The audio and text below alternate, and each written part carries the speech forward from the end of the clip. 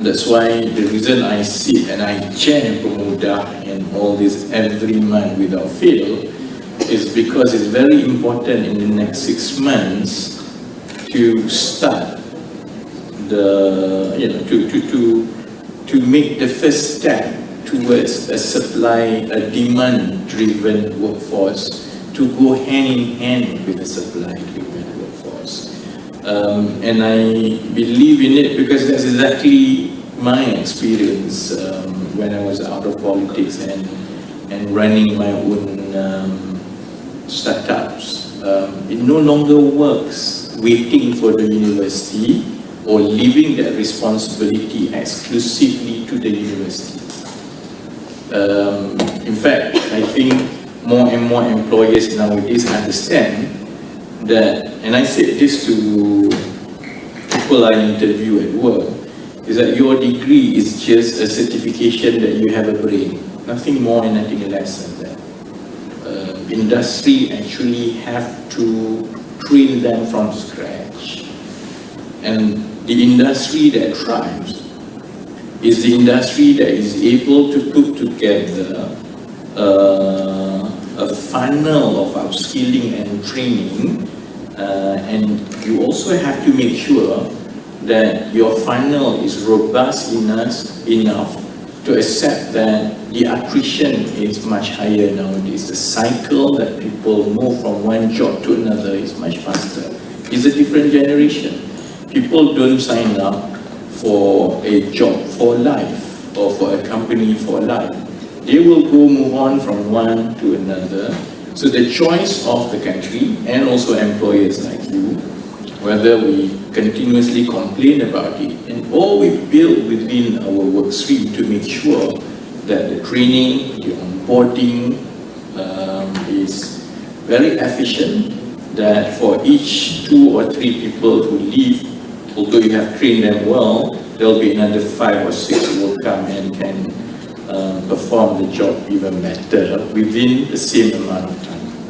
And that's the whole idea of academy in industry. It is about building a parallel stream of workforce training and upskilling to make sure that our workforce, all the way from school leavers to eventually degree holders, have a choice to choose. Do I go to institution and get certified, or do I go and straight away join the industry and learn and get certified part and parcel? And that relates to me very well because that's also my stream in my career. I graduated as electronic and electrical engineer, but my first job was as an accountant and auditor. On my first day, I know nothing about debit or credit whatsoever. And my first day, after the first week of induction in the firm, you got sent straight away to a big audit. And you will be talking and getting information from the finance director, who was 20, 30 years your senior, and who had been a fellow of the Chartered Accounting Institute. He knew that you know nothing. And more often than not, you get bullied along the way. I spent the first 6 months basically learning from the work environment and the assignment and on-the-job training, although I didn't have this full concept about what finance or accounting or auditing was all about. Only after the first 6 months then I went to college for one week, just to cram everything, and those syllabus that university covered in about 1 year could be crammed to just 1 week. But the British felt that's the best way to train accountants, because by the time we went to the college for our so-called official syllabus, it made a lot of actually memory and things are so much easier. the same time, I run my startup. I realized software engineering and data scientists were talents. They join you to the next one is graduates who just had about 1 year or 2 years experience as software engineer, but demanded 12,000 ringgit. And I knew they didn't know much. Because that, you had a dagger put to your neck, you needed them.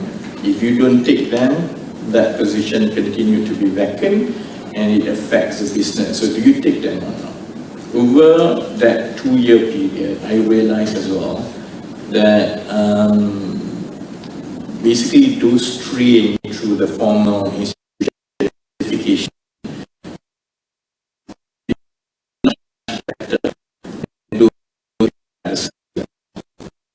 there's a big difference between people who education, certification,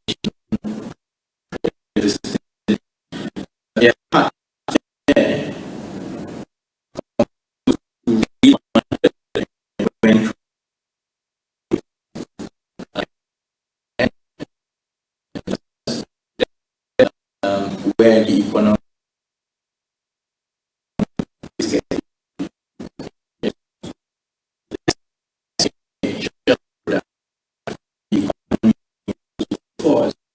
Is how to allow such talents and skill so that they can learn.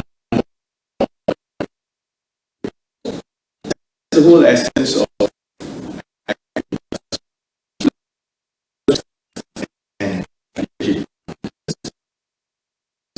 will and what you are doing with them, because it's important nationally, and I don't want this to be just a lip service, or I don't want this melepaskan batuk di tangga, because as I say, we stake,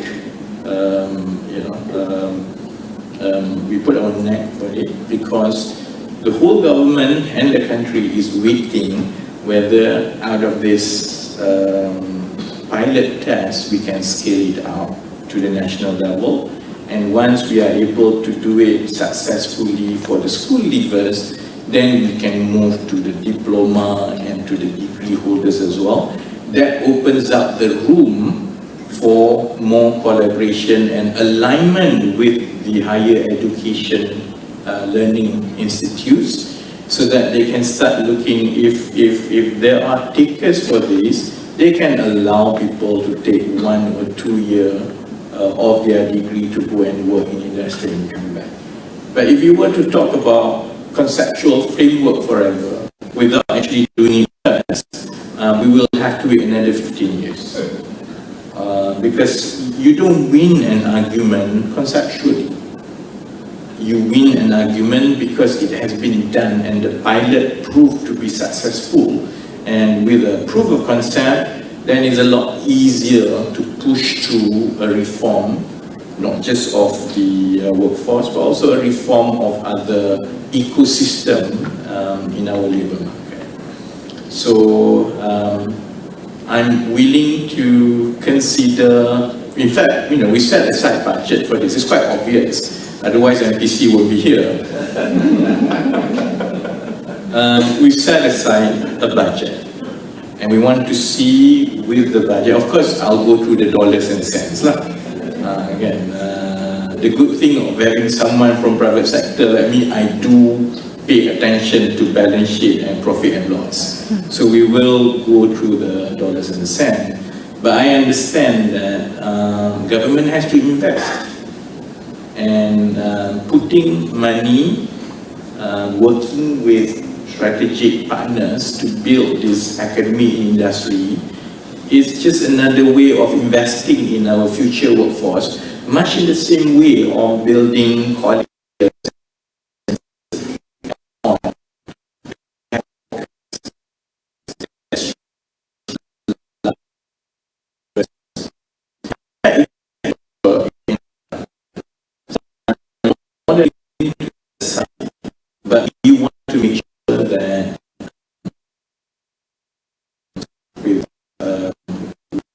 right intention in the right place,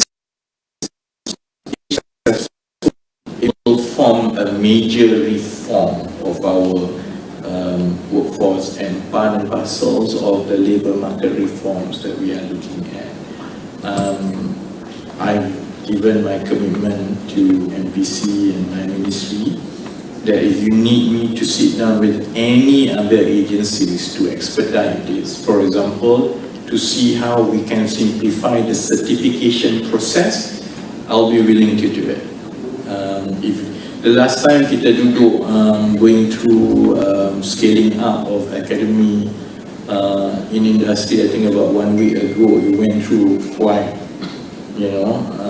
late at night, beyond the normal hours, quite obvious.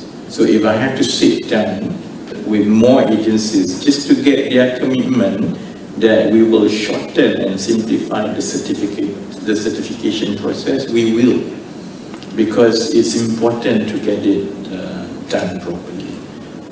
So I will go through the details, the dollars and cents, the detail, the progress. The good news is you get all the support. The bad news is that time is not on our side. So we have to get these students employed and placed very quickly. And it's just the right time because SPM was just announced. So we need to capture that crowd. And hopefully in the next 2 months, we see early fruits of this initiative. And then that will allow me to go back to the government to scale it up nationally.